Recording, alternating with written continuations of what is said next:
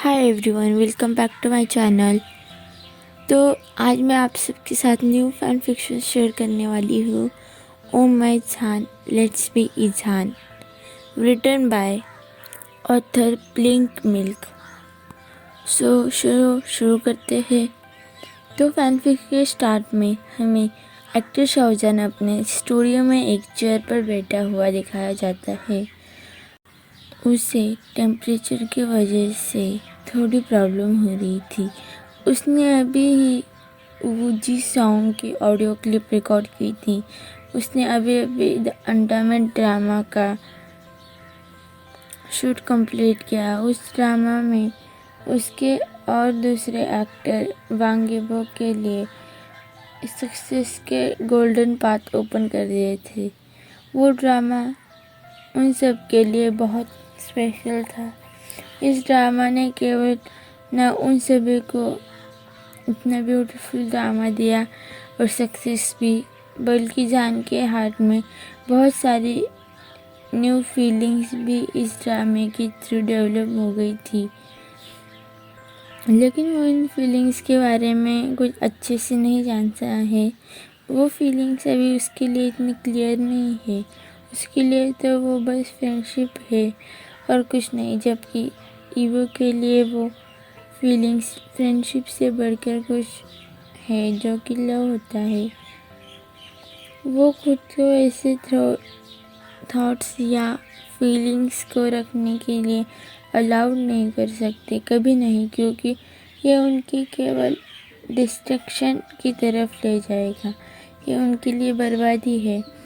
वो दोनों एक्टर्स जिन्होंने अभी उसके ब्राइट फ्यूचर की तरफ कदम बढ़ाए हैं, वो ब्राइट फ्यूचर जिसके लिए उन्होंने इतना टाइम वेट किया है, वो सब कुछ अनक्लियर एंड अननोन फीलिंग्स के वजह से अपना फ्यूचर ख़राब नहीं करना चाहेंगे।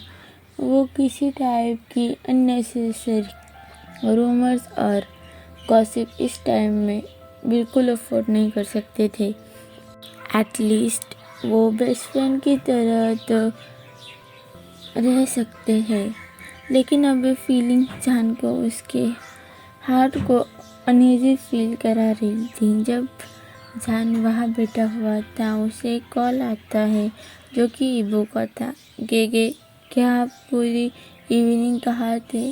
मुझे पता है कि आज आप पूरे टाइम फ्री थे, फिर मेरे मैसेजेस का रिप्लाई क्यों नहीं दिया? क्या तुम अब मुझसे दूर होने?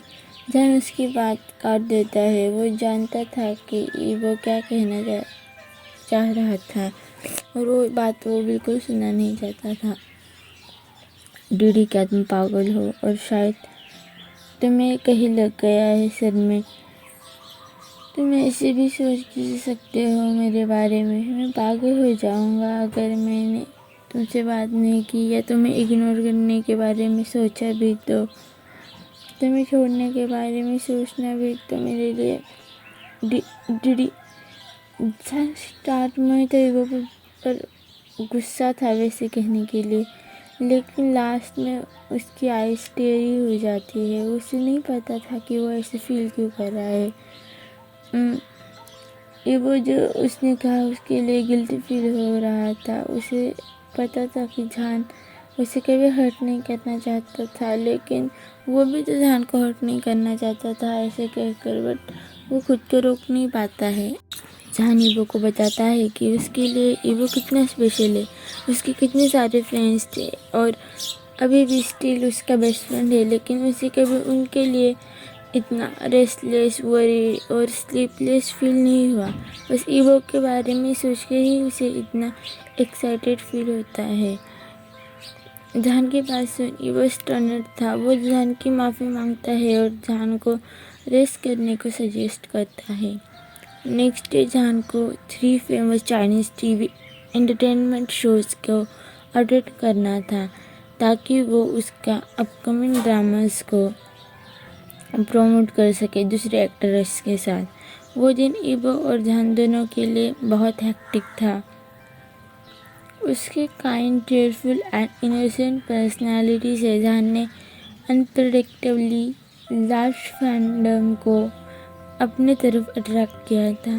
जबकि वो स्माइल कर रहा था ऑन स्क्रीन, लेकिन वो बहुत थका हुआ था। वो भी तो इंसान है, जैसे हम टायर्ड होते हैं वो भी टायर्ड होता है, लेकिन वो उसके फैंस को सैड नहीं कर सकता था, इसलिए वो एक ब्यूटीफुल स्माइल के साथ वही सभी चीज़ें मैनेज कर रहा था। जब वो वर्क से वापस आता है वो जल्दी ही सोने चला जाता है। उसके ड्रीम में वो एक पर्सन को देखता है जिसने ब्लैक मास्क लगाया था और पूरे ब्लैक क्लोथ्स पहने हुए थे। वो पर्सन उसके विंडो के थ्रू जान के बेडरूम में जंप करता है। वो पर्सन जान को लंबे टाइम तक वरीडली और एंग्रीली घूर रहा था। फिर वो जान को उठाने की कोशिश भी करता है, लेकिन जान उठता नहीं है।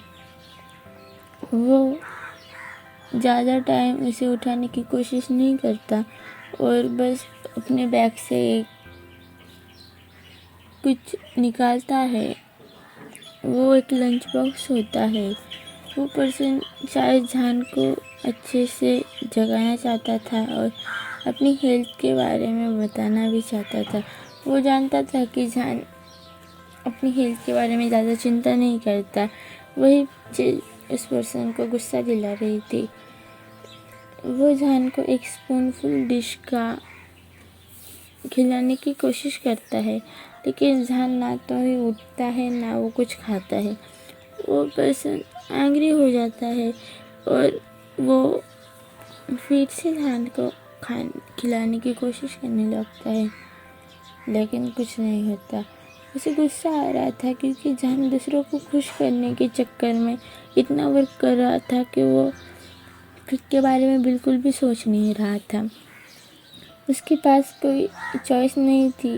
वो माउथ टू माउथ जान को फेड करने स्टार्ट करता है। जब जान को किसी के लिप्स अपने लिप्स पर फील होता है, उसे थोड़ा सा अलग फील होता है। वो लेकिन जग नहीं पाता क्योंकि वो बहुत थका हुआ था। वो वैसे ही स्लीप करता है क्योंकि वो अपनी स्लीप को कंट्रोल नहीं कर पा रहा था टायर्डनेस की वजह से।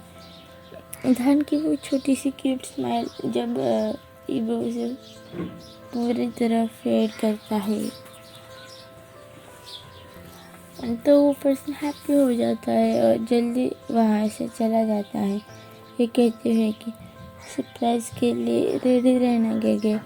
ये कहकर वो जल्दी से उस अपार्टमेंट को छोड़कर वहाँ बाहर जंप करता है और उसके बाइक के पास जाता है। वहाँ बहुत अंधेरा था। वो क्वाइटली अपनी बाइक चलाते हुए वहाँ से चला जाता है। हमें थाईलैंड के फैन मीटिंग इवेंट का व्यू दिखाया जाता है। Best actor of the year का अवार्ड के लिए सभी एक ह्यूज बिल्डिंग में आए हुए थे। सभी बहुत एक्साइटेड थे जब वो उनके फेवरेट एक्टर्स को देखते हैं। जब इतनी सारी आइज उसके ऊपर थी, उसे देख रहे थे सभी। वो पर्सन फिर भी जान को, जो कि उससे थोड़ी दूर पर था, उसको देखता है। उसे उसके हाथों में कुछ अवार्ड्स भी दिखते हैं। ईबो और जान की आइज मिलती है जब जान पीछे देखता है। कुछ समय के बाद जान ईबो को उसे इग्नोर करता है और फिर से आगे देखते हुए स्माइल करने लगता है। ईबो को उसे वैसे करते देख हॉट फील होता है, लेकिन ईबो अपने एक्सप्रेशन चेंज नहीं होने देता। वो हैंडसमली स्माइल करते हुए जान के पास जाकर खड़ा होता है। वो जान को एक लुक देता है, लेकिन जान फिर से अपना फेस आगे की तरफ मोड़ लेता